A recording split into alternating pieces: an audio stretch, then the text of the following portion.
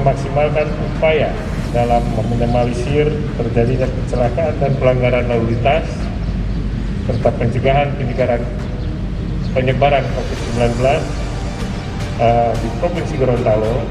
Polda Gorontalo beserta Polres jajaran menggelar operasi Patuh Atanahan 2021 di seluruh jajaran Polda Gorontalo, dan operasi ini dilaksanakan selama 14 hari dengan mengedepankan fungsi polisi lalu lintas yang bekerjasama dengan instansi terkait.